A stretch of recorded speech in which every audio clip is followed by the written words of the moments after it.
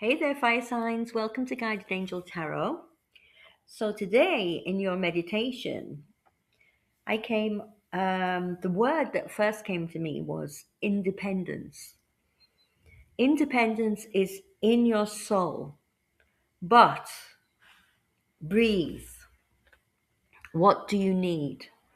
Discord, impatience, related to giving and receiving, sharing, alignment, healing, empathy, burden you are carrying, lost faith, frustration.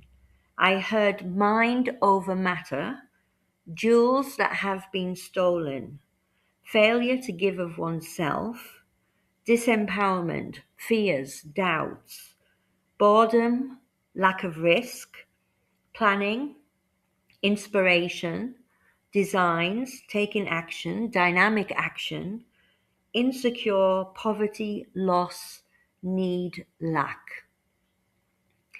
So, what this says to me, fire signs, is that you seem to be in some kind of a loop. So, then I pulled your cards, and in your current energy and the theme of your reading today, we got the Ten of Swords with the Nine of Cups. So, this is emotional disconnection versus fulfillment. Supporting you in the current energy is the Knight of Cups and the Page of Cups. So this is allowing feelings to mature. It's emotional openness versus emotional immaturity. In your obstacle, you have the Five of Cups and the Moon. So emotional pain and loss, grief, and what's hidden. The strange thing is that when I pulled the Moon card, it actually had dropped on the floor and was at the bottom of the deck. And when I was trying to pick it up, I couldn't. I couldn't pick it up. I kept trying and trying and trying, and I just couldn't pick it up. It was like it didn't want to be seen. So this is in your obstacle, the emotional pain and what's hidden, what doesn't want to be seen, what doesn't want to be picked up, what doesn't want to be looked at. In your advice, we have the Two of Swords and the Eight of Coins. So this is making decisions that lead to structured action.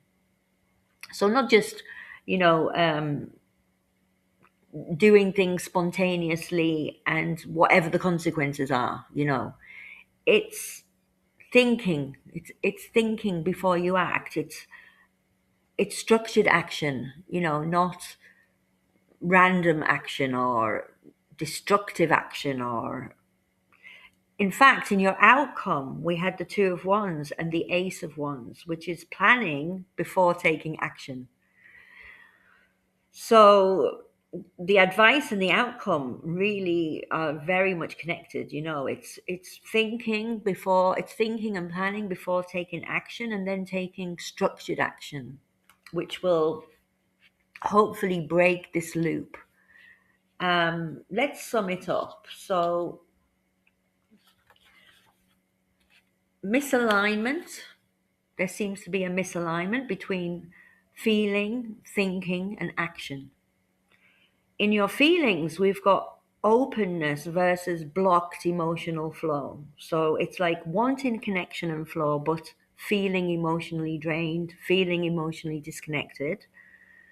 In your thoughts, we've got this clarity versus distortion. So mind over matter versus fear and doubts. It's like I should be okay, but then there's all this internal confusion. It's trying to control the situation mentally, but not trusting what you feel.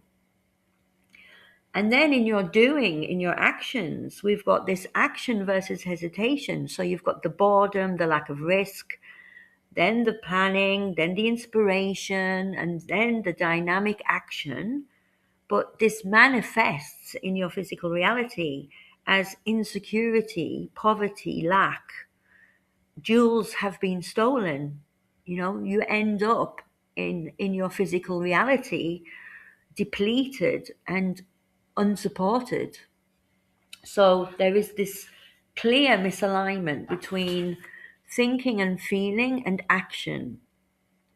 Um, there's a giving and a receiving imbalance. There's emotional depletion. There's carrying burdens alone. There's loss of faith in equal give and take. So something is blocking consistent action. It's affecting your reality. So some kind of shift needs to happen for you to break this loop.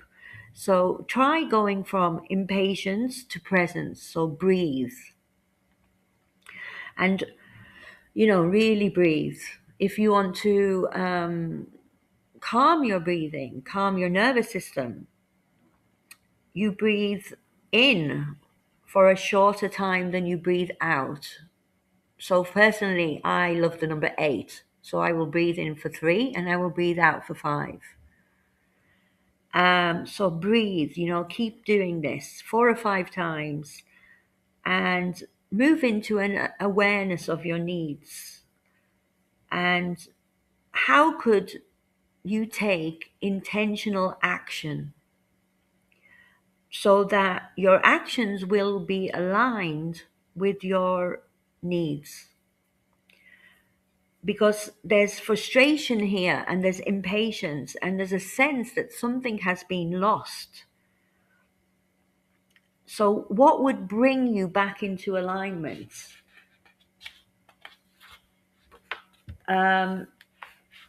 Actually, I wrote my notes on this wonderful notebook that my daughter gave me. And at the bottom of each page, it has this message.